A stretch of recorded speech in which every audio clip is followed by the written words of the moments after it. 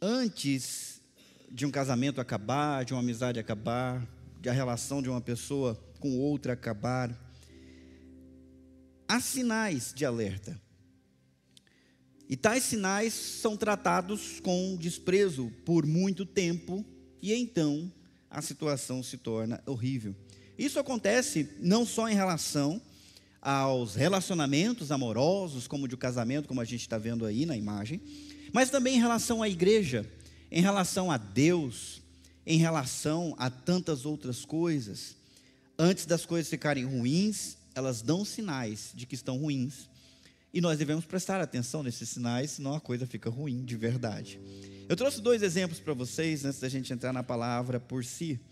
Vocês devem se lembrar da história do Titanic, o maior e mais luxuoso navio de passageiros da história, pelo menos até a sua época.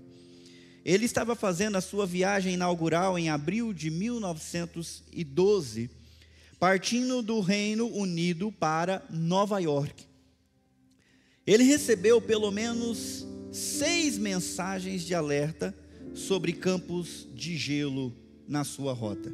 6 mensagens de alerta. No entanto, o comando do navio não reduziu a velocidade, nem alterou o curso, pois acreditava-se que o navio era o mais seguro de todos os tempos. Para vocês terem uma ideia, os binóculos dos vigias que tinham que ficar nos mastros para averiguar se havia algum obstáculo à frente, estavam trancados fora do alcance, eles não foram usados naquela noite. Sem conseguir enxergar e sem dar atenção aos alertas, o Titanic se tornou vulnerável ao desastre, porque eles desprezaram os alertas. E aí nós conhecemos a história, muitos de vocês assistiram o filme. Na noite de 14 de abril de 1912, perto da meia-noite, o navio colidiu com um iceberg. Seu casco foi avariado e o navio afundou em menos de 3 horas, levando cerca de 1.500 vidas. Que desgraça. Mas houveram alertas. Houve um desprezo dos alertas. E o horror se fez real. Eu quero dar um outro exemplo. Exemplo 2. A invasão da Polônia e o início da Segunda Guerra Mundial. Antes de 1939, havia vários sinais de que a Alemanha nazista estava se preparando para expandir seu território.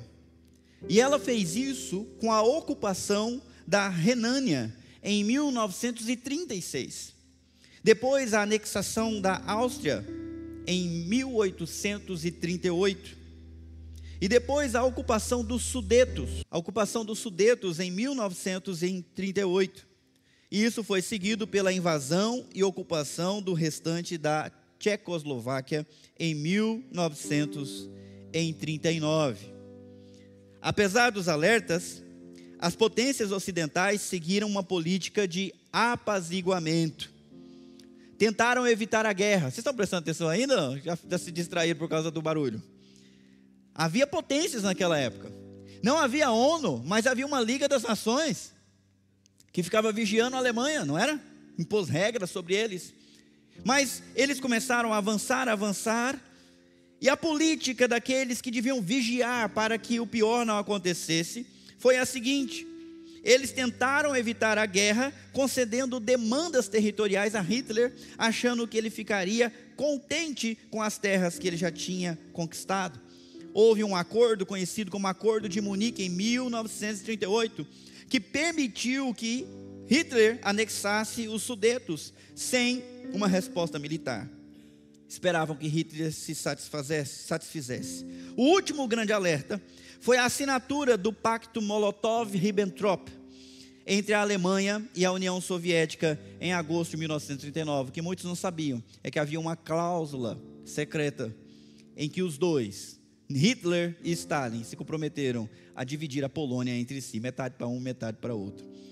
E mesmo diante desses acordos, o desprezo levou à situação terrível. Em 1º de setembro de 1939, a Alemanha invadiu a Polônia pelo oeste. 1º de setembro. Em 17 de setembro, a União Soviética atacou pelo leste. A resistência polonesa não conseguiu conter o ataque coordenado e o país foi rapidamente derrotado. A invasão da Polônia levou à declaração de guerra do Reino Unido e da França contra a Alemanha em 3 de setembro de 1939, marcando o início da Segunda Guerra Mundial. Agora vocês estão sentados? Resultou em uma catástrofe com 70 a 85 milhões de mortos entre militares, civis e outras pessoas que morreram em consequência dos problemas que a guerra trouxe. E além das mortes, 70 a 85 milhões, destruição e sofrimento em uma escala sem precedentes na história da humanidade. E aí vocês pensam, isso é coisa do passado, certo, pessoal? Não, não é coisa do passado. Porque essa regra vale e vai continuar valendo. Antes das coisas piorarem, elas dão sinais. E se os sinais não são vistos e demandas, iniciativas não são tomadas, aí vem o horror. Então eu queria pedir que você fechasse os teus olhos e orasse comigo, pedindo a Deus misericórdia sobre as nossas vidas. Senhor, a Tua palavra diz que se o Senhor envia a guerra, se o Senhor envia a peste, se o Senhor envia o inimigo, aquele que está na posição de sentinela deve bradar, deve alertar. Porque se ele não fizer e o inimigo vier, o Senhor vai cobrar a morte do sentinela que não cumpriu o seu papel. De outro modo, o Senhor também diz ao profeta Ezequias que se o sentinela der o alarme, avisar a população, e as pessoas não ouvirem, então o sangue de cada um cairá sobre sua própria cabeça. Deus, nós vivemos em dias estranhos e nós queremos ouvir a Tua voz. E se for um alerta, nos dá a coragem, a ousadia e tomar as providências, Senhor. No nome de Jesus nós oramos. Amém. Queria convidar você então a, por favor, abrir a sua Bíblia em Jeremias capítulo 6. Nós vamos tentar ir no capítulo inteiro, tá? Vamos lá, Jeremias capítulo 6. Nós vamos ler um capítulo inteiro e muito grande da Bíblia. Eu, quando começo a ler um texto grande da Bíblia, já começa a me dar coisas, como no senhor Chapatin, porque eu fico preocupado com o horário. Será que eu consigo? Vai depender de vocês também. Então eu peço a sua ajuda, prestando bastante atenção e me ajudando na leitura, para eu saber que você continua comigo, assim eu não tenho que fazer nenhum tipo de gracinha para chamar a tua atenção de volta para o texto. Nós vamos ler o texto inteiro primeiro, e depois a gente volta abordando os 3 pontos que eu quero compartilhar com vocês aqui. Está escrito assim em Jeremias capítulo 6, no versículo 1. Vocês começam falando bem forte. Fujam, habitantes de Benjamim, saiam de Jerusalém, toquem a trombeta em Tecoa, enviem um sinal para Bet-Raquerem. Um exército poderoso vem do norte, trazendo calamidade e destruição. Ó Sião, você é minha bela e delicada filha, mas eu a destruirei. Inimigos a cercarão como pastores acampados ao redor da cidade. Cada um escolherá um lugar para suas tropas devorarem. Gritam, preparem-se para a batalha, ataquem ao meio-dia. Não, é tarde demais, o dia está quase no fim e as sombras da noite já vêm.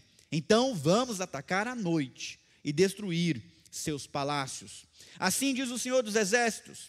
Cortem árvores, construam rampas de ataque contra os muros de Jerusalém.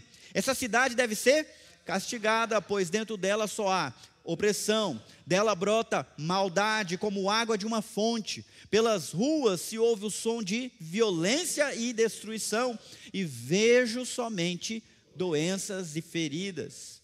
Ouça essa advertência, Jerusalém, ou me afastarei de você. Ouça, para que eu não a transforme num monte de ruínas, numa terra onde ninguém vive.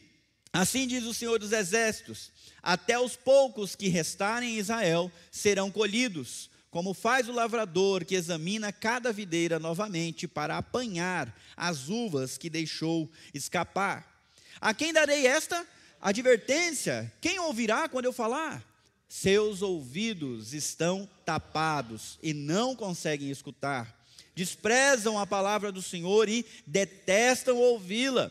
Por isso estou cheio da ira do Senhor. Estou cansado de contê-la dentro de mim. Derramarei minha ira sobre as crianças nas ruas e sobre os jovens reunidos em grupo, sobre maridos e esposas e sobre pessoas de idade. Suas casas serão entregues a seus inimigos e também seus campos e esposas, pois levantarei minha mão poderosa contra o povo desta terra, diz o Senhor. Desde o mais humilde até o mais importante, sua vida é dominada pela ganância. Desde os profetas até os sacerdotes são todos impostores. Oferecem curativos superficiais para a ferida mortal do meu povo. Dão garantias de paz, quando não há paz alguma. Acaso se envergonham da sua conduta detestável? De maneira alguma. Nem sabem o que é vergonha. Portanto, estarão entre os que caírem no massacre. Ficarão arruinados quando eu os castigar, diz o Senhor. Assim diz o Senhor. Parem nas encruzilhadas e olhem ao redor, perguntem qual é o caminho antigo, o bom caminho, andem por ele e encontrarão descanso para a alma. Vocês, porém, respondem: não é esse o caminho que queremos seguir. Coloquei sobre vocês vigias que disseram: fiquem atentos ao som da trombeta. Vocês, porém, respondem: não vamos prestar atenção. Portanto, ouçam isso, todas as nações, considerem a situação do meu povo, ouça toda a terra. Trarei calamidade sobre o meu povo, será fruto de suas próprias intrigas, pois não querem me ouvir, rejeitaram a minha lei. De nada adianta me oferecerem incenso doce de Sabá. Fiquem com o seu cálamo perfumado, importado de terras distantes. Não aceitarei seus holocaustos, seus sacrifícios não têm aroma agradável para mim. Portanto, assim diz o Senhor: colocarei obstáculos no caminho desse povo, pais e filhos tropeçarão neles, vizinhos e amigos morrerão. Assim diz o Senhor: vejam, um exército vem do norte, de terras distantes se levanta uma grande nação. Estão armados com arcos e lanças, são cruéis e não têm misericórdia. Quando avançam montados em cavalos, o barulho é como o rugido do mar. Vem formação de batalha com o intuito de destruí-la, bela Sião. Ouvimos relatos sobre o inimigo e nossas mãos tremeram de medo. Somos tomados de pontadas de angústia, como as dores da mulher em trabalho de parto. Não saiam para os campos, não viajem pelas estradas, a espada do inimigo está por toda parte e nos aterroriza a cada passo. Ó meu povo, vista-se de pano de saco e sente-se sobre as cinzas. Lamente, chore amargamente, como quem perdeu o único filho, pois de repente o destruidor virá sobre você. Jeremias, fiz de você um examinador de metais para que determine a qualidade do meu povo. São rebeldes da pior espécie e vivem espalhando calúnias. São duros como o bronze e o ferro e corrompem as pessoas. O folhe assopra o fogo com força para separar as impurezas, mas não os purifica, pois sua maldade permanece. São chamados de prata rejeitada, pois eu, o Senhor, os rejeito. Só a leitura já dava para a gente ir para casa e começar a chorar. Mas eu quero explicar o texto porque eu acho muito importante. As 3 coisas que eu usei no exemplo: alerta, desprezo, desgraça ou horror, estão presentes nesse texto, nesse capítulo 6. Primeiro, o alerta. O alerta aparece pelo menos 2 vezes quando Deus usa a palavra advertência. Se nós pegarmos toda a primeira parte dos textos que nós lemos, é um alerta. É Deus tentando dizer para o povo dele, o povo escolhido, que ele tirou do Egito, colocou na terra prometida, deu para eles uma porção, deu para eles campos que eles não plantaram, deu para eles herança, deu para eles liberdade, deu para eles uma soberania. Se fez o Deus deles e disse: eu quero que vocês sejam o meu povo. Esse mesmo povo abandonou o Senhor, não levou a sério as coisas do Senhor e foram alertados reiteradamente, até o ponto que chega o profeta Jeremias. e começa a pregar dizendo: fujam, saiam, porque agora já não é mais um alerta, agora é um anúncio de destruição, só resta fugir. Não é preparem-se, né? Força, povo, homens, sejam corajosos, peguem a sua espada, Deus é por nós e Ele nos defenderá. Não é essa a mensagem é fujam, porque a espada está chegando, e não vai poupar ninguém. Saiam de Jerusalém, toquem a trombeta para dar tempo de avisar para as pessoas saírem correndo enquanto é tempo. Avisem em todos os lugares. Um exército poderoso vem do norte, trazendo calamidade e destruição. Ele está se referindo ao exército de Nabucodonosor, que venceu a Síria, venceu o Egito, e agora marcha contra Judá e Jerusalém. O exército veio, e o exército fez o que o profeta falou que ia fazer. Por 3 vezes ele cercou a Babilônia, aliás, cercou Jerusalém, e por 3 vezes ele venceu. Até que não restou pedra sobre pedra, e nem gente morando lá dentro, porque os poucos remanescentes, os pobres que lá ficaram, fugiram para o Egito, ainda levaram o profeta Jeremias junto. Todas essas profecias se cumpriram exatamente como estão escritas aqui. Quando Jeremias proferiu a mensagem, eles ainda não tinham sido cercados. Mas Deus está avisando: vai acontecer calamidade e destruição. Mas os termos que Deus usa são dramáticos, profundos, pesados. Ele diz no versículo 2: ó Sião, você é minha bela e delicada filha, mas eu a destruirei. Não é porque ele não ama, ele ama essa filha, mas essa filha rompeu com o seu amor, rompeu com a sua fidelidade. Então Deus usa esses termos: inimigos vão cercar. Como pastores acampados ao redor da cidade, naquela época não havia aprisco para tudo quanto é ovelha. Então os pastores ficavam do lado de fora da cidade, vigiando os seus rebanhos nas planícies. Como é que nós sabemos disso? Quando os anjos vieram anunciar o nascimento de Jesus, eles foram falar com quem lá em Belém? Com os pastores. Eles estavam onde? Fora da cidade, lá debaixo do sereno, cuidando das suas ovelhas. Receberam a mensagem de maneira privilegiada: hoje vos nasceu na cidade Davi o Messias. Os pastores ficavam acampados ao redor da cidade. Só que não é essa imagem bonita de gente criando ovelhinha e produzindo riqueza que ele está querendo mostrar. Está dizendo: não, no lugar dos pastores o que vai ter é um exército inimigo, acampado, e cada um vai escolher um lugar para as suas tropas devorarem. Ou seja, vai estar cercado de todos os lados. Deus não vai proteger sua filha, não haverá como resistir, as muralhas serão derrubadas. O único alerta de Jeremias, esse último alerta de Jeremias, ele pregou durante muitos anos, mas agora chega no último alerta, depois de 40 anos pregando, falando dessa destruição iminente. Quando a gente olha mais adiante no versículo 4, gritam: preparem-se para a batalha, ataquem. Qual é o horário?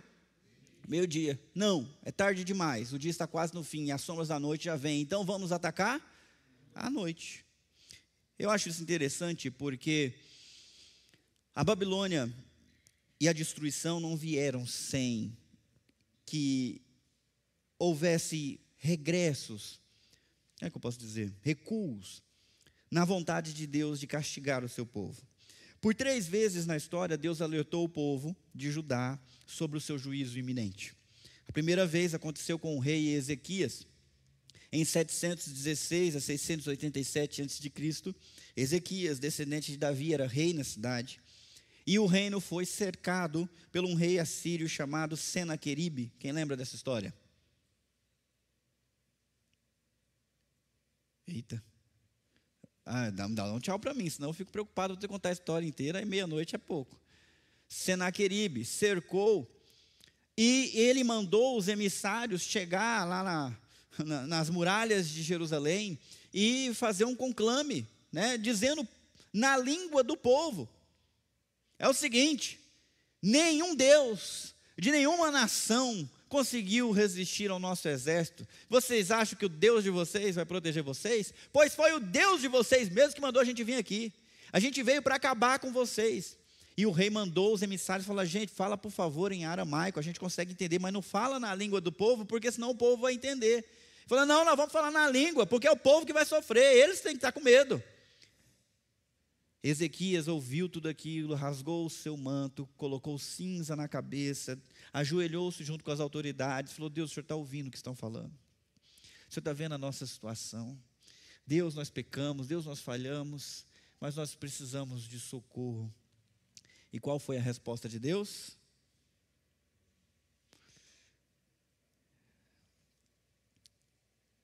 Vocês não sabem?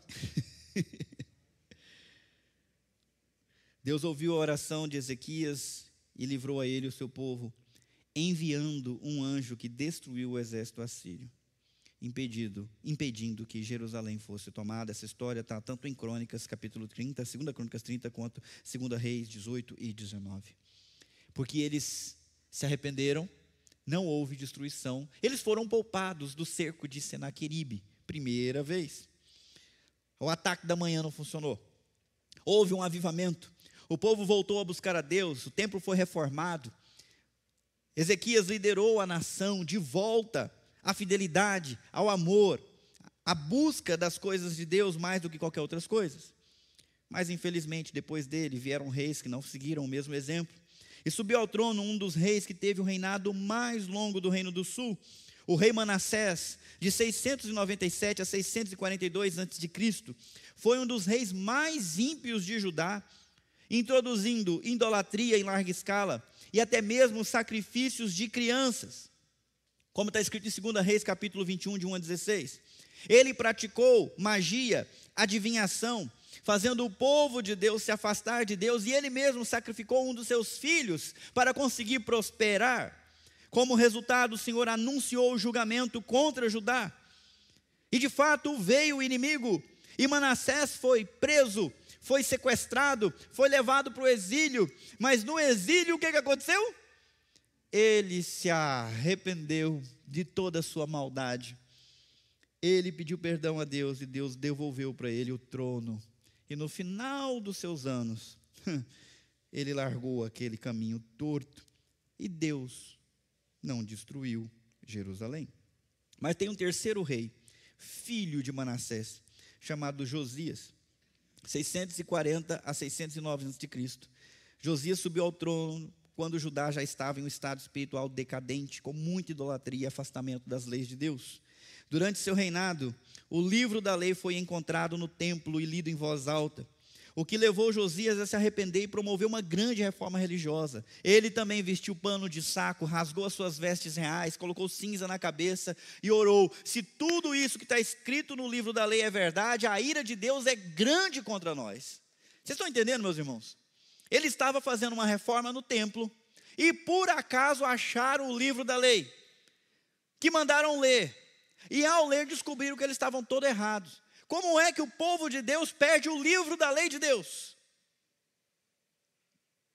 Será que havia descaso com a palavra de Deus? Era total, por gerações. E quando ele achou, quando ele leu, ele e as autoridades se humilharam diante de Deus, pedindo: Deus, tenha misericórdia. Eles fizeram uma Páscoa que não era feita desde a época do Êxodo, fizeram um movimento de retorno, deixando os ídolos, deixando o culto pagão, restaurando a adoração a Deus em Jerusalém, convocou o povo para cultuar o Deus vivo, lá em 2 Reis, capítulo 22, 23 e 2 Crônicas 34 e 35. Resultado, por causa do arrependimento e das reformas de Josias, Deus declarou que o juízo seria adiado durante o tempo de sua vida. Deus disse que o julgamento contra Judá viria somente após a morte de Josias, por causa da grande ira de Deus contra os pecados cometidos por seus antecessores, especialmente Manassés. Mas como a gente vê aqui, passou a manhã, passou a tarde e veio a noite. E agora vai à noite mesmo. É isso que está escrito. Então vamos atacar à noite e destruir os seus palácios. Agora não vai ter mais adiamento. Quando a gente olha para os versículos, eu quero destacar essas palavras específicas. Como é que a gente sabe que essa turma não está prestando atenção nos alertas? Olha só o que tem. Assim diz o Senhor dos Exércitos: cortem árvores, construam rampas de ataque contra os muros de Jerusalém. Essa cidade deve ser castigada, pois dentro dela só há... Olha aí. Olha para a vida de vocês, Deus fala, tem opressão. Brota maldade como água brota de uma fonte. A coisa mais natural, água brotar da fonte. A coisa mais natural, ter maldade no meio do povo. Porque isso brota por tudo quanto é lugar. Pelas ruas se ouve o som de violência e destruição. E vejo somente doenças e feridas. Então o alerta de juízo é por causa de opressão, maldade, violência, destruição e doença espiritual. E eu faço uma correlação com a situação do Ocidente. Para quem ainda não entende um pouquinho de geografia ou de história, o Ocidente é considerado os países europeus e as Américas, talvez até a Austrália. São os países que têm uma cultura baseada em fundamentos judaico-cristãos, certo? Que é uma cultura que emergiu nos últimos séculos e se tornou hegemônica no planeta. Essa é a cultura ocidental. A cultura ocidental é marcada por avivamentos em vários países. Mais de um na Inglaterra, outro no país de Gales, na Escócia, na Suíça. Avivamentos repetidos lá nos Estados Unidos. Avivamento até mesmo na Coreia do Sul. E esses avivamentos fizeram que a sociedade florescesse, com base em bons fundamentos de temor ao Senhor, respeito pela vida, boa educação, boas faculdades, boas leis, bons líderes, fizeram do Ocidente o que ele é hoje. A bênção de Deus estava sobre o povo obediente de Deus. Havia sal e havia luz. Mas quando a gente olha para o Ocidente hoje, o que se vê? A primeira palavra destacada: opressão. Opressão. Nós vemos a opressão da minoria sobre a maioria. Não é? É isso que eu vejo. Uma minoria barulhenta diz o que se pode e o que não pode, e todo mundo se sujeita. É opressão. E nós temos vários exemplos aqui no Brasil mesmo. A presidenta do Sintep, Ivete de Oliveira, recebeu uma denúncia de que alunos estavam fazendo estudo bíblico no intervalo nas escolas lá do Nordeste. E levou essa denúncia para essa Secretaria de Educação. E eles vão tratar da situação. E disseram que as queixas envolvem cultos evangélicos que ocorrem sem a participação de outras crenças e sem a supervisão de profissionais da educação.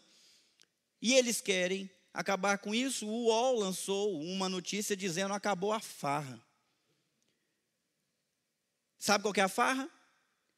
Os alunos cristãos se reúnem no intervalo da aula para orarem, louvarem a Deus e compartilharem da palavra. Isso é a farra, que não pode acontecer. Não atrapalha a aula, é no intervalo.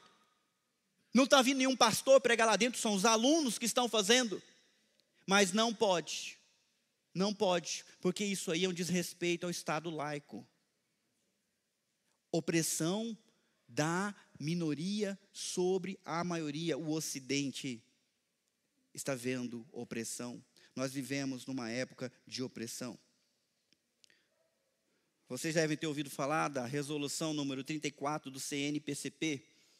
Pastor, o que é isso? É uma comissão que cuida de normas dos presídios, da população encarcerada e em presídios. E a resolução é de que grupos religiosos não podem mais praticar evangelismo dentro do sistema presidenciário. Isso não é verdade, isso é mentira. Os evangélicos estão interpretando mal a resolução. Mas quando você vai para a resolução, está escrito: grupos religiosos ainda podem visitar as instalações prisionais, mas sem o objetivo de converter os internos. Vocês podem ir lá, vocês podem levar comida, vocês podem levar roupa, podem levar cartinha, podem levar material de higiene, mas não queiram convertê-los das trevas para a luz. Não queiram convertê-los da violência para a paz. Não queiram convertê-los do reino das trevas para o reino de Deus. Isso não pode. Ora, meus irmãos, o que Jesus Cristo falou para os seus discípulos? Que eles deviam visitá-lo na prisão, não era? Vamos falar da maldade. No Ocidente brota a maldade. E é tão verdade, que agora nós estamos obrigados a ler notícias de crianças de 9 anos invadindo uma pequena fazendinha e matando mais de 26 coelhos, mini coelhos, com requintes de crueldade, como se fosse um animal selvagem. Uma criança de 9 anos. Vocês viram? Dentro dela há maldade, brota a maldade. Nós não estamos falando de um psicopata de 40, 50 anos, aí, um coringa da vida. Nós estamos falando de uma criança de 9 anos, matando com requintes de crueldade 26 animais e machucando muitos outros. 9 anos de idade. O texto continua. Se ouve o som de violência e destruição. E o que é que a gente ouve? Talvez a gente não ouça na nossa rua, mas basta vir o WhatsApp, você vai ver e vai ouvir. O que está acontecendo no Brasil, o que está acontecendo nos Estados Unidos, o que está acontecendo na Europa. As coisas estão indo de mal a pior, meus irmãos, são alertas, são sinais. O Ocidente está em ocaso, ele está acabando. Nós temos uma jornalista entre nós, que trabalha no jornalismo, tenho pena. Das notícias que vê, das informações que chegam, das imagens que assiste, as coisas não vão bem.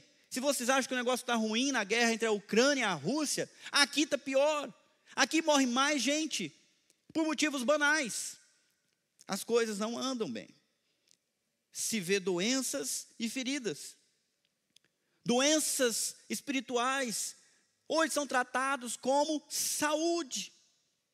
Olha, se alguém tem um corpo dado por Deus, de homem ou de mulher, mas a sua cabeça não concorda que esse é o corpo que ele devia ter, aonde está a doença? Na cabeça. Mas hoje há normas dizendo que não, nós devemos aceitar porque é o corpo que está errado. É algo louco, inimaginável, nós vivemos em dias assim, doenças espirituais, doenças e feridas terríveis, e ninguém coloca remédio, ninguém aponta a solução.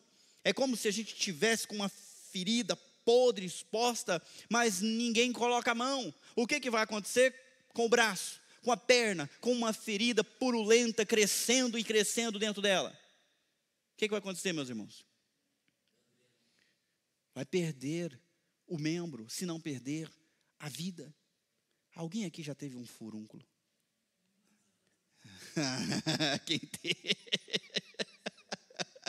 Quem teve sabe que teve.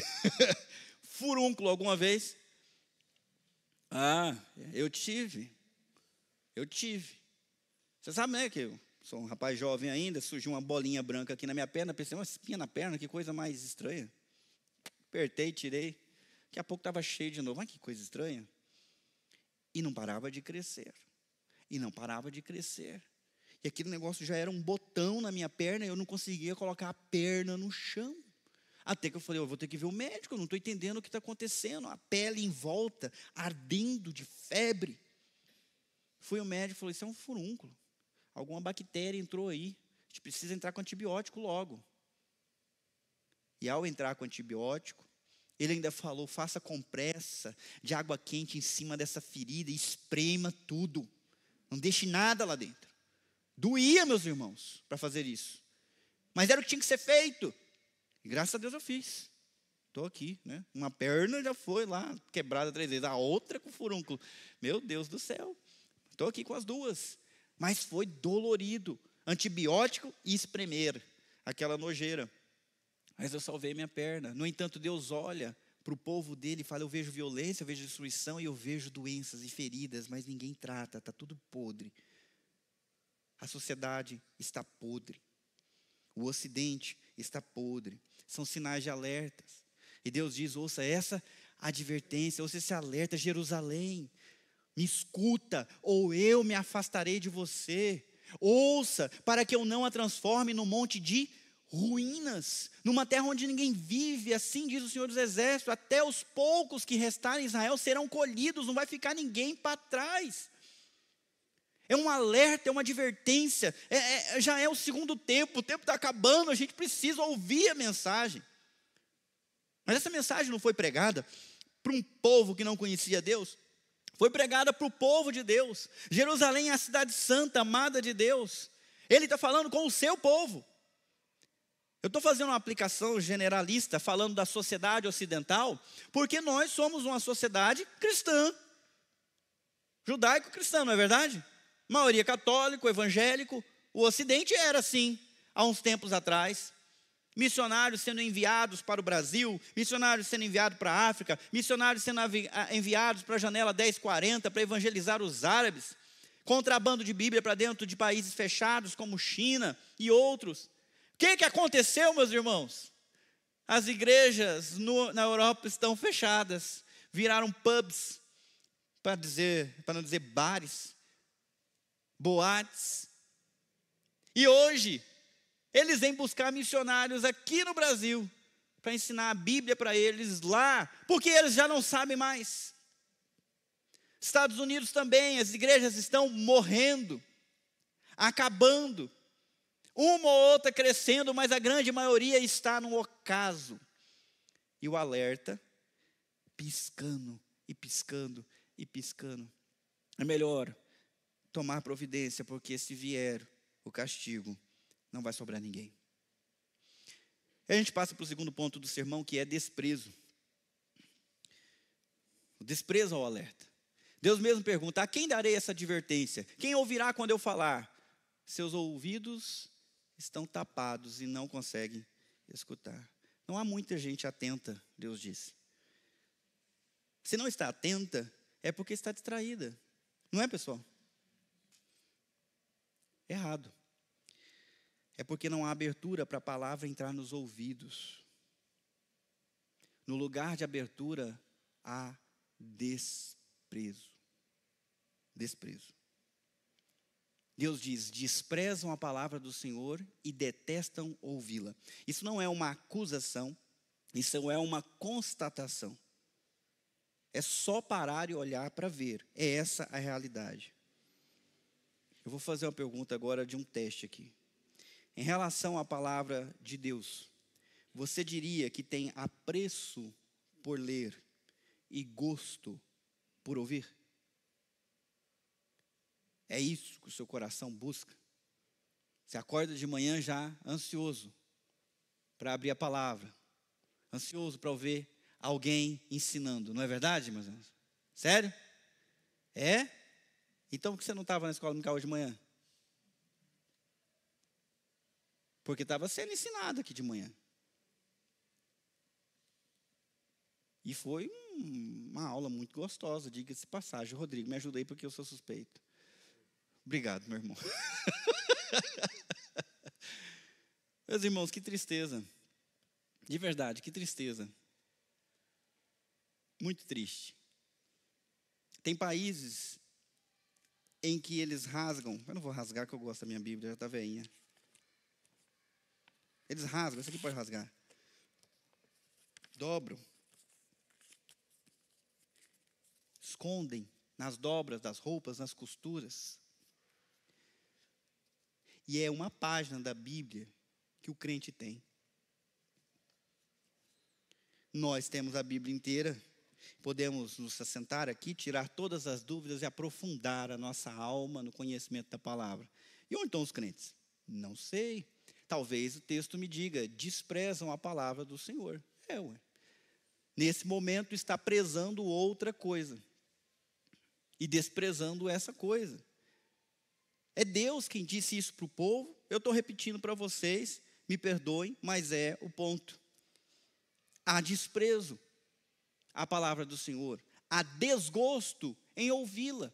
Entre parar para ouvir alguém pregar a palavra de Deus por 1 hora, eu me divirto muito mais por 2 horas num aplicativo de celular, ou assistindo vídeos no YouTube, ou assistindo vídeos do Reels, sei lá, o que vocês assistem. Mas tem tanta coisa interessante para fazer, mas o problema é que quando você se interessa por essas coisas e para de fazer para aquelas, Deus entende o que está acontecendo e o que Ele entende. Desprezam a minha palavra, detestam ouvi-la. Eu estou falando para ninguém. Eu não gosto disso. Se tem uma coisa que me tira do sério lá em casa, é eu falar com o filho nem me responder. Meu amigo, não brinca com fogo. Você me fala alguma palavra, se sim, se não, talvez, mas fala alguma palavra, estou falando com você. E a gente pensa que Deus é de outra natureza, né? Que essas emoções, esses sentimentos, a gente recebeu de quem? Do diabo? Deus é uma pessoa. Deus tem sentimentos e emoções também. E quando Ele é tratado com desprezo, Ele sabe, Ele percebe. E não é porque Ele é Deus que Ele não fica irado, e indignado, e entristecido. E não é porque Ele te ama que Ele não vai deixar de chamar a tua atenção. Ele o fará. Ele fez isso com o povo dele. Vocês detestam a minha palavra, sim, vocês não gostam de ouvir, está tudo vazio, ninguém quer saber, ninguém quer ouvir. Por isso estou cheio da ira do Senhor e estou cansado de contê-la dentro de mim. Deu, acabou, agora eu vou deixar sair o que tem que sair. Vamos ler, entre aspas. Derramarei minha ira sobre as crianças nas ruas, sobre os jovens reunidos em grupo, sobre maridos e esposas e sobre pessoas de idade. E ele disse antes de acontecer.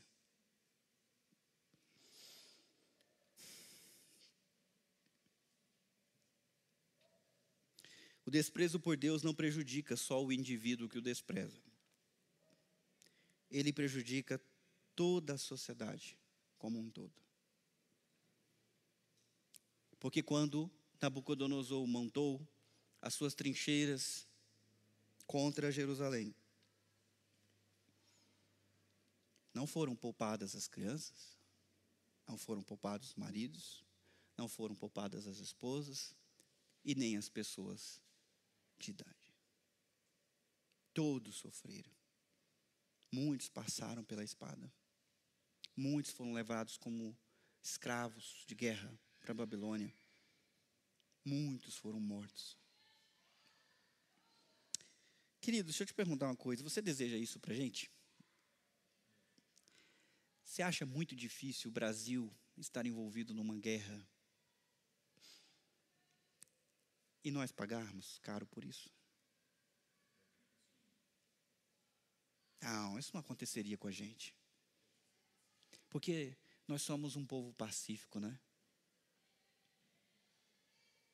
Eu costumo enxergar a guerra como uma trombeta. É o jeito que Deus faz com um povo que não ouve os alertas. E vem o sofrimento. Vamos lá. Suas casas serão entregues a seus inimigos e também seus campos de esposas. Pois levantarei minha mão poderosa contra o povo dessa terra, diz o Senhor. Desde o mais humilde até o mais importante, sua vida dominada pela ganância. Desde os profetas até os sacerdotes, são todos impostores. Oferecem curativos superficiais para a ferida mortal do meu povo. Dão garantias de paz quando não há paz alguma. A gente já leu. O desprezo pelo alerta traz consequências econômicas sobre todas as pessoas. Dos mais pobres aos mais ricos. E o desprezo a Deus e seu alerta se dá por conta do quê? Por que as pessoas não ouvem? Olha aí, gente. Suas casas serão entregues a seus inimigos. De quem que eles receberam aquelas casas? Me ajuda? De quem? De Deus. Eu vou levar para vocês para uma terra e vou colocar em cidades que vocês não construíram. Vocês vão comer de parreiras e videiras que vocês não plantaram.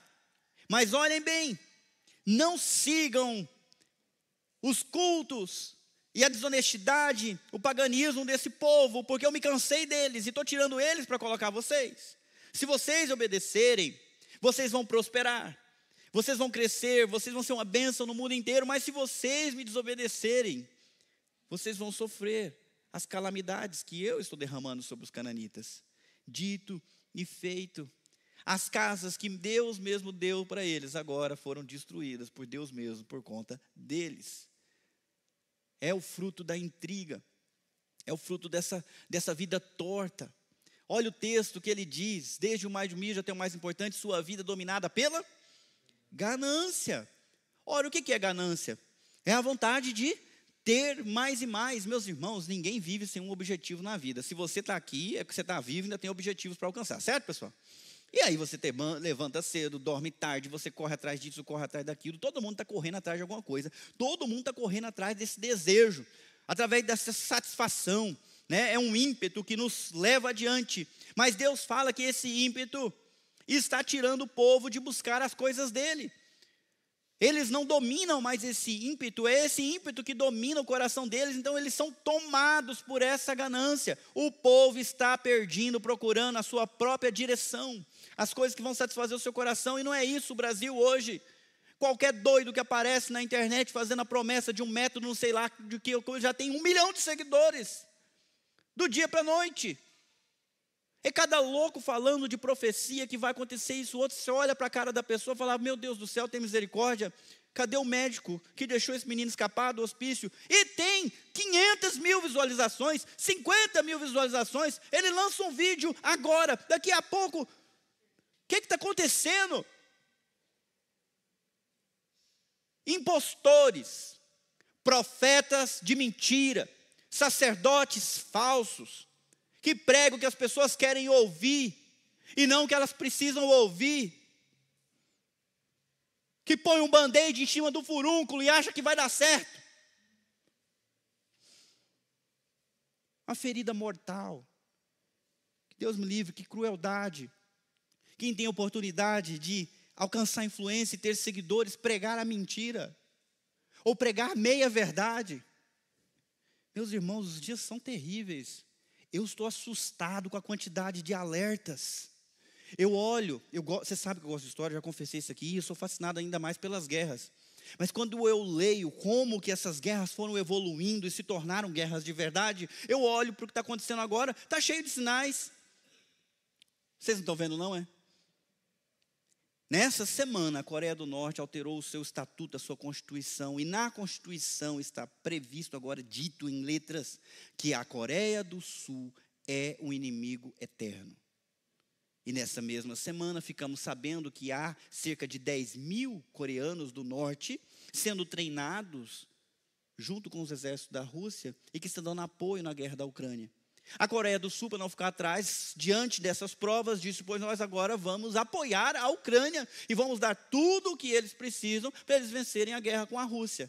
Está aumentando o número de gente de cada lado. O que acontece depois? Até poucos anos, o investimento de cada país em armas e no seu exército era ínfimo. Ínfimo. Tem país que já aumentou isso para mais de 10% do PIB. Países ricos estão se armando. Para quê?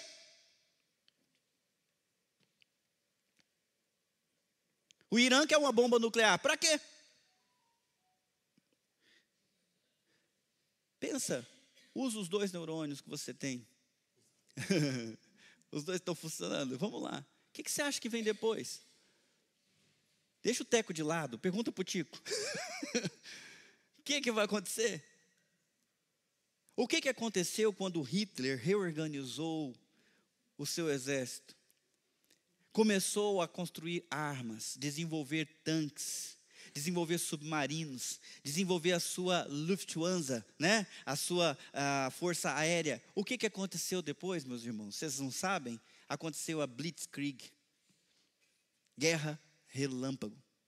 eles varreram a Polônia e depois acabaram com a França. Por graça de Deus, conseguiram salvar alguns soldados franceses e outros ingleses na praia de Dunkirk. Vocês não sabem nada do que eu estou falando, né? Pois é. Eu estou vendo tudo isso acontecendo de novo. Enquanto isso, quem devia estar alertando está calado.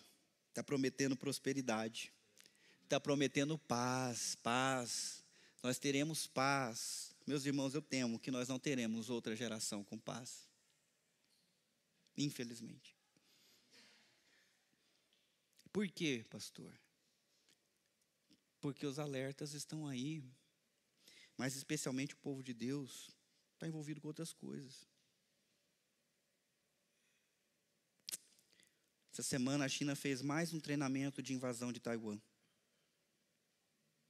Austrália, Índia e Japão ensaiam uma coalizão com a OTAN para tentarem se proteger das demandas, dos desejos expansionistas da China.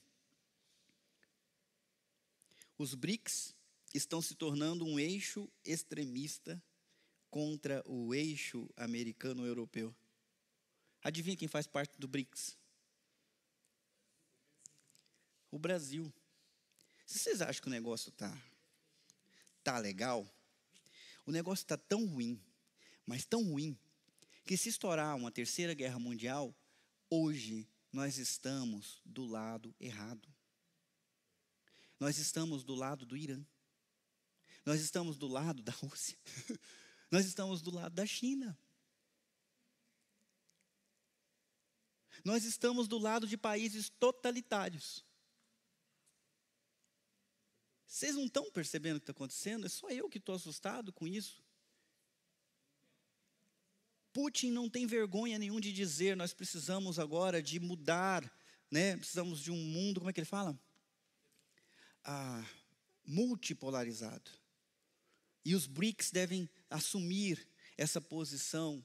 Mas toda vez que há mudança de poder na história da humanidade, o que há?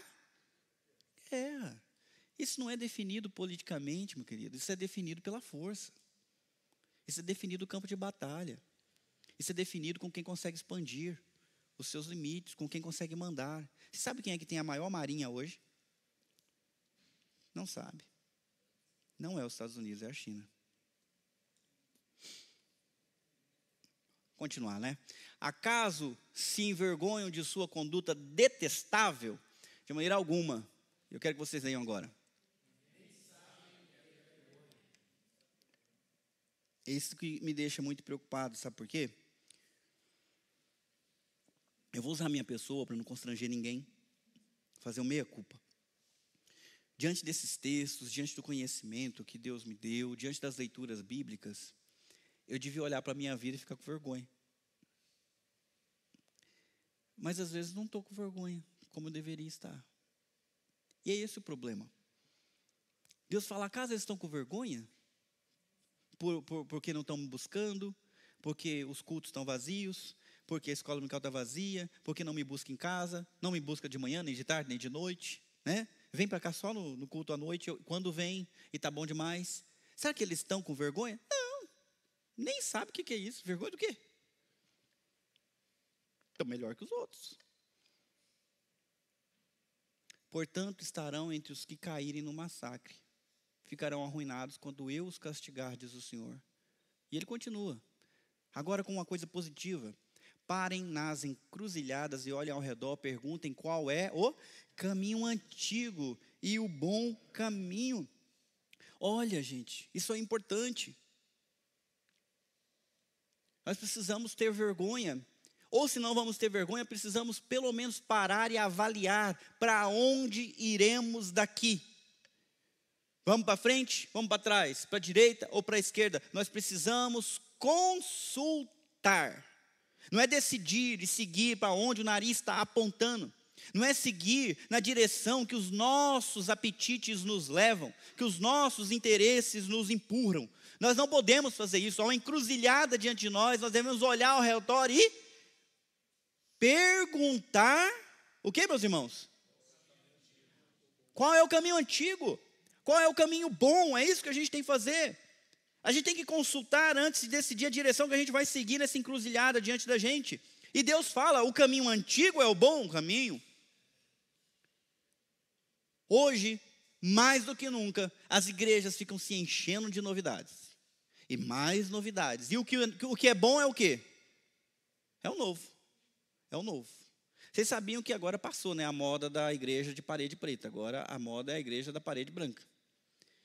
Se continuar isso, daqui a pouco a moda da parede vai ser um arco-íris também, né? Bem colorido, que aí já tem também, né? Vai virando moda. E aí fica atrás da última moda, a última música, o último pregador e tudo. Vocês repararam, gente, que essas igrejas novas, como as que a gente amou e seguiu durante muito tempo, os escândalos que estão acontecendo dentro delas? Mas não era para ser diferente. Acaba sendo igual. Como é que é isso? Tem escândalo e tudo quanto é igreja, mas não era para ter, não é verdade? O que está acontecendo? O povo de Deus falha em buscar uma direção. E muitas vezes despreza o caminho antigo. Esse caminho antigo é ruim. Esse caminho antigo é chato. Despreza o legado que recebeu. Deixa eu falar aqui, os presbiterianos. Vocês têm ideia quantos presbiterianos morreram por vocês estarem aqui? Tem ideia quantos que enfrentaram a Inquisição para que você tivesse a palavra de Deus traduzida no seu idioma português com uma boa tradução? Tem, não? Não, mas eles não sabiam o que era a vida religiosa. Hoje nós que sabemos, porque hoje nós vivemos depois do avivamento da Rua Azusa, e nós buscamos o Senhor, né, com músicas melhores. Vocês acham que eles usando um tecladinho, um órgão, ou o piano de foles, de cravo, eram menos espirituais do que nós? Cantando hinos todo final de semana. Não tinha as músicas que nós temos. Mas talvez eles tivessem mais vergonha. Isso eles tinham. Às vezes, toda a atenção está na forma. O caminho é bonito, é largo e conduz à perdição. Mas o caminho antigo é melhor. O caminho antigo é o bom caminho. Até porque o descanso para a alma não está no fim de qualquer caminho que você pegue. O descanso para a alma está no final do caminho, o antigo e do bom caminho.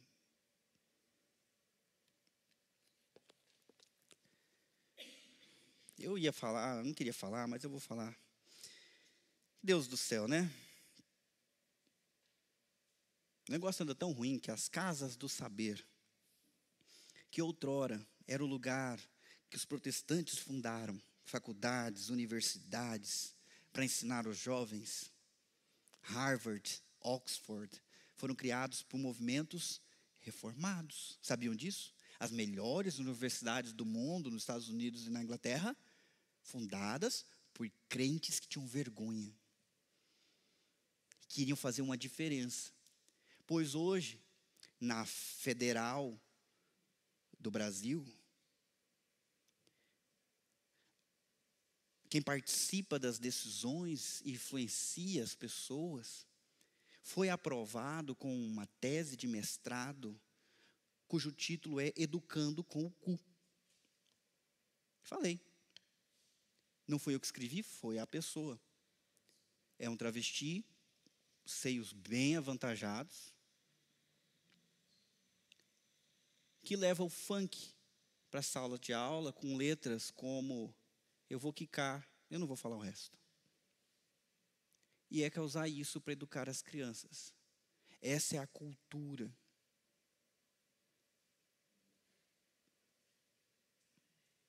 Desculpa, meus irmãos. Nós temos aqui uma ONG social trabalhando com as crianças, com as famílias. Alguns irmãos deram dinheiro que não tinha para a construção disso aqui. Nós atendemos cerca de 500 crianças todo santo dia. 4 refeições, certo? Tentando educá-las, tentando compartilhar com elas os princípios bíblicos. Cadê vocês ajudando? Porque para mim às vezes é difícil ouvir críticas, sabe? E não ver ninguém movendo uma palha, nem para lavar uma louça. Vocês não têm vergonha, não? A Zenete dedicou a vida dela a isso. O Renê colocou dinheiro que ele não tinha nisso. E o povo da igreja achando ruim que a gente tem uma ONG aqui dentro.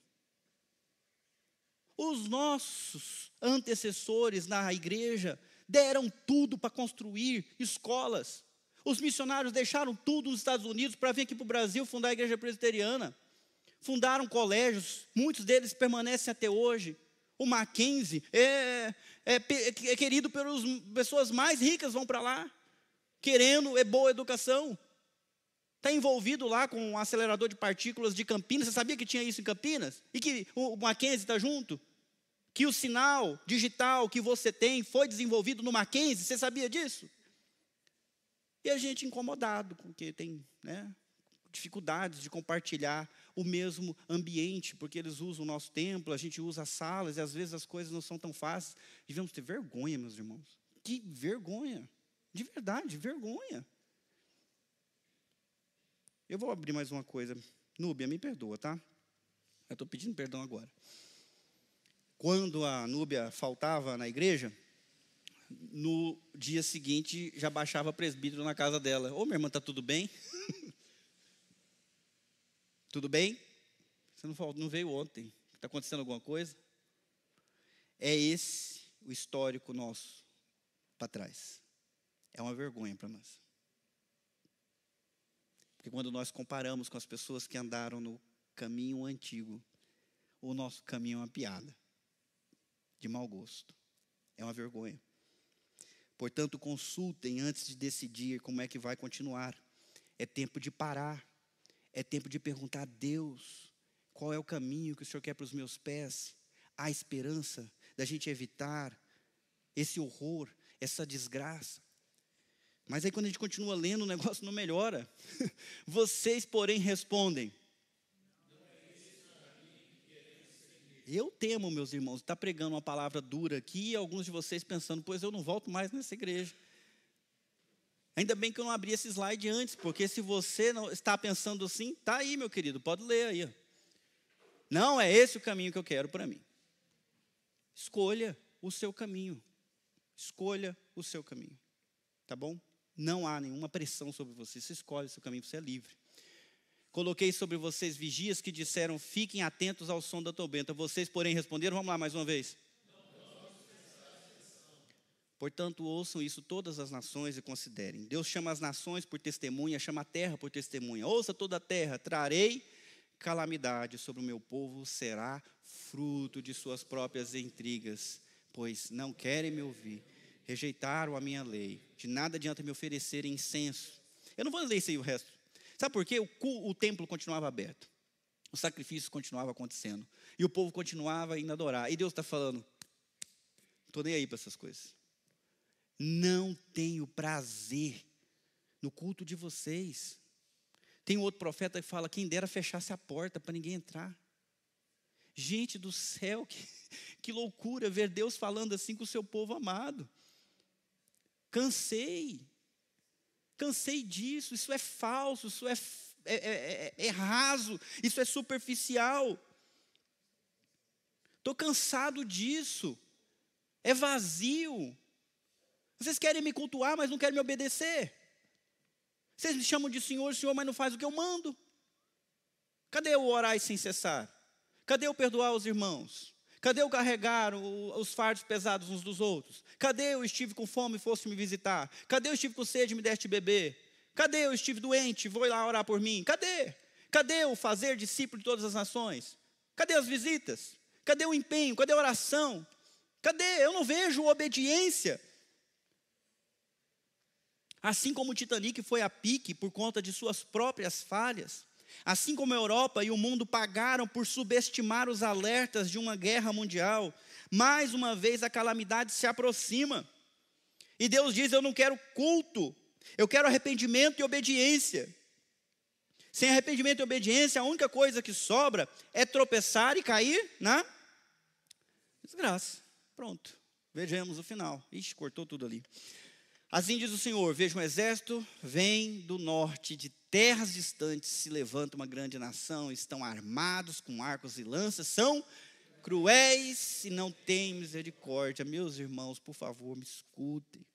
Pelo menos nós aqui na Nova Jerusalém, vamos rasgar as nossas roupas, nosso coração, vamos dobrar os nossos joelhos, vamos aumentar o tempo de oração, vamos praticar o jejum, porque ninguém quer uma guerra, ninguém quer calamidade.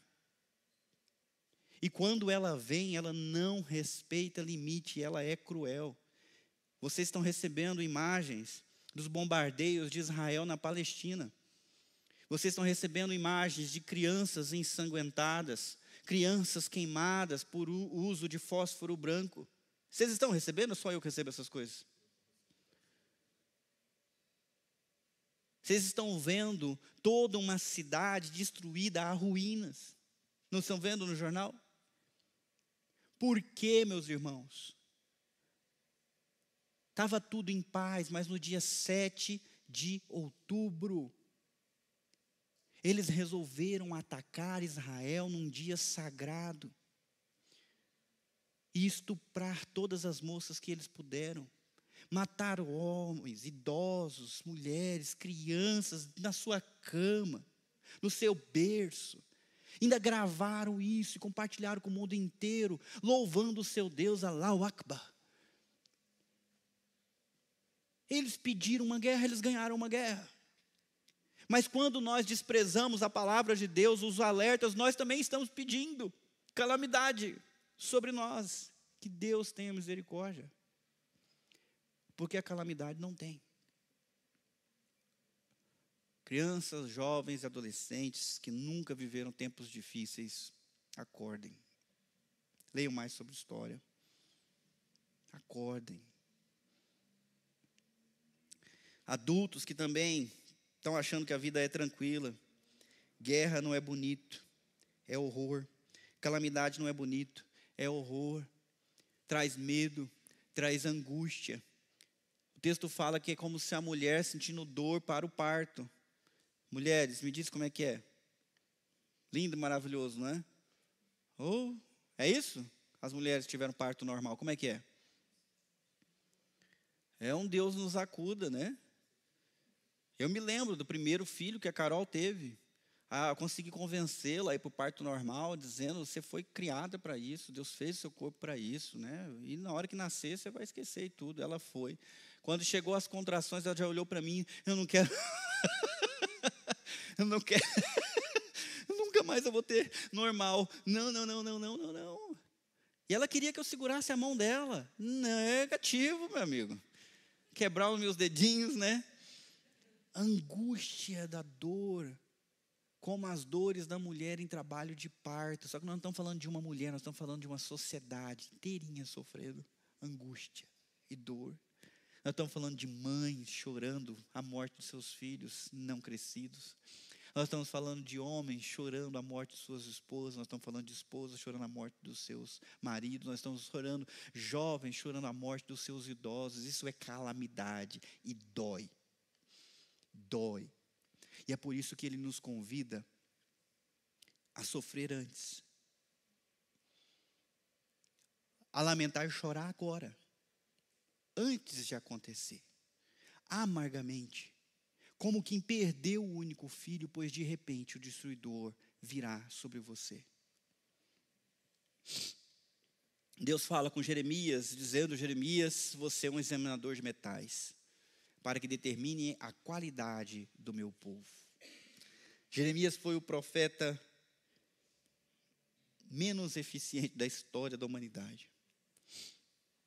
Jonas, que era um profeta que não amava o povo para que tinha que pregar, conseguiu converter a cidade inteira com uma pregação, que era para levar 3 dias e ele fez em um dia só. Ele passou correndo e gritando, vocês vão tudo morrer e tudo, e o povo se converteu. Jeremias falou isso 40 anos. E ninguém ouviu. E a explicação está aqui. Eu fiz de você um examinador de metais para que determine a qualidade do meu povo. Eles vão passar pela forja, eles vão passar pela prova do fogo e vão mostrar que são rebeldes da pior espécie.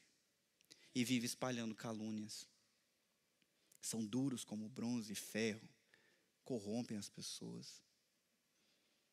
Por mais que o fole assopre com força o fogo, e o fogo se aqueça debaixo desse polvo, desse metal, para fazer subir as impurezas, isso não acontece.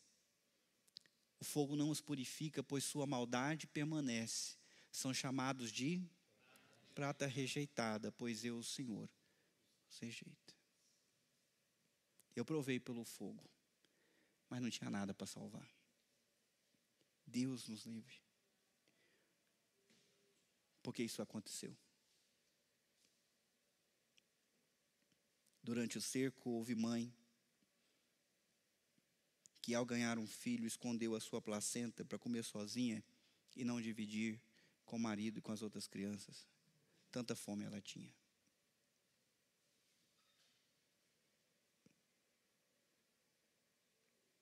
Os jovens morreram nas praças, as crianças morreram escondidas dentro de casa. Não ficou ninguém para contar a história.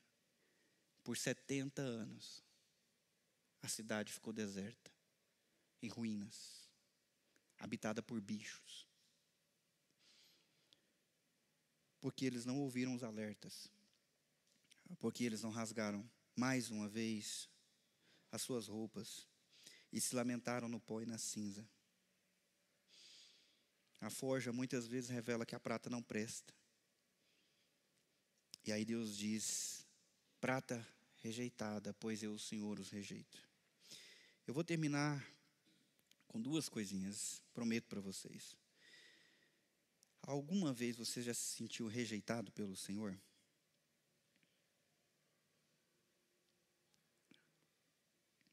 Porque às vezes a gente abusa tanto da paciência de Deus, que uma hora parece que cai a ficha e fala: caramba, se eu fosse Deus no meu lugar, no lugar dele, eu sei o que eu faria comigo, não.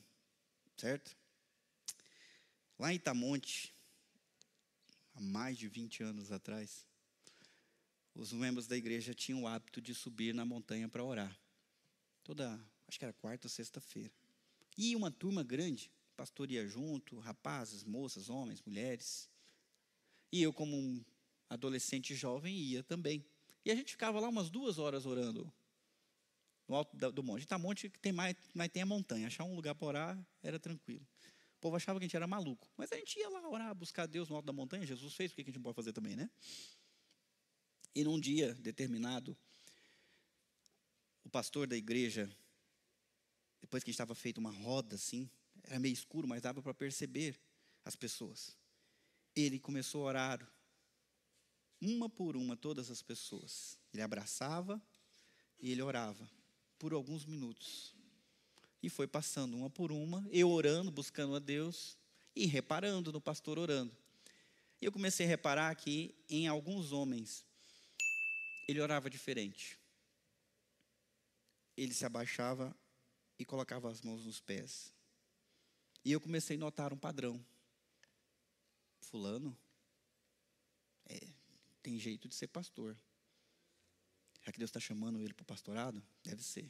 Daqui a pouco ele orou por outro. Mesmo jeito. Eu sou filho de pastor. E eu pensei: Deus, eu não consigo enxergar minha vida se não for servindo o Senhor. Eu quero essa confirmação desse chamado.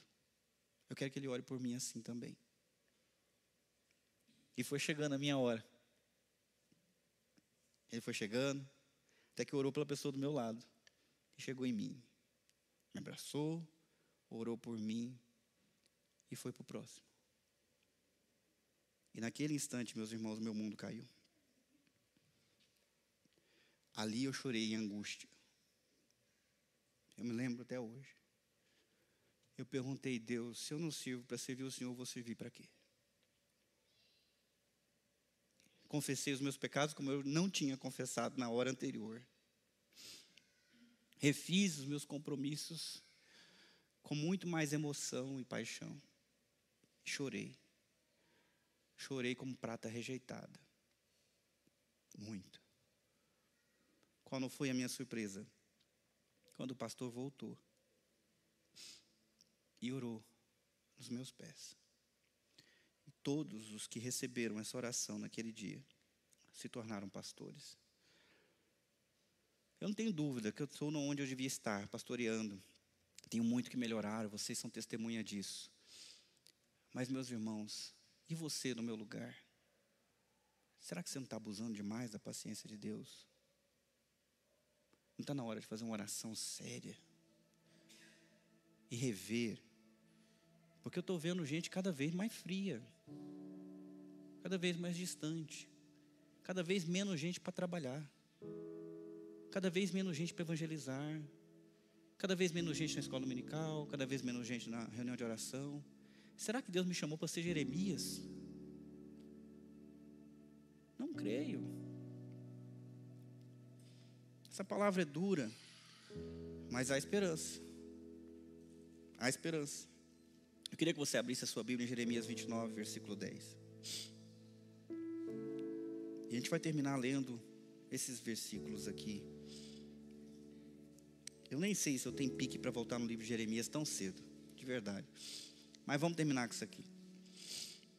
Jeremias 29, 10 diz: assim diz o Senhor: vocês ficarão na Babilônia durante 70 anos. Depois disso eu virei e cumprirei todas as boas promessas que lhes fiz e os trarei de volta para casa. Porque eu sei os planos que tenho para vocês, diz o Senhor. São planos de bem e não de mal, para lhes dar o futuro pelo qual anseiam. Naqueles dias, quando vocês clamarem por mim em oração, eu os ouvirei. Se me buscarem de todo o coração, me encontrarão. Serei encontrado por vocês, diz o Senhor. Acabarei com seu exílio e os restaurarei. Eu os reunirei de todas as nações para as quais os enviei e os trarei de volta para casa, para a sua terra. Então você tem uma decisão a tomar. Você pode buscar a Deus de coração agora, ou você pode buscar a Deus de coração depois.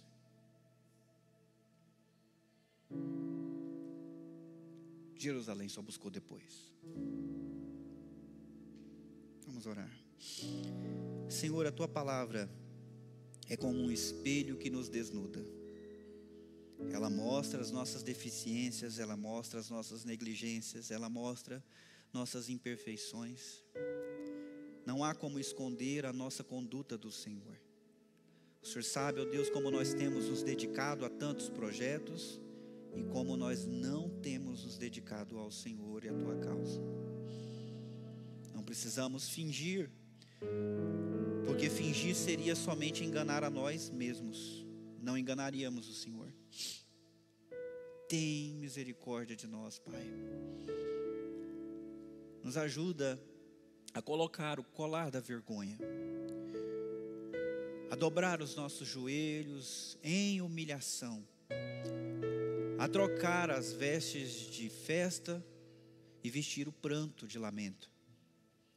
Nos ajuda, Deus, a rever nossa rotina, nossa conduta, nosso compromisso. Nos ajuda, Senhor, para que nós não tenhamos que experimentar o fogo consumidor, a prova da forja, o calor da calamidade, a dor do horror.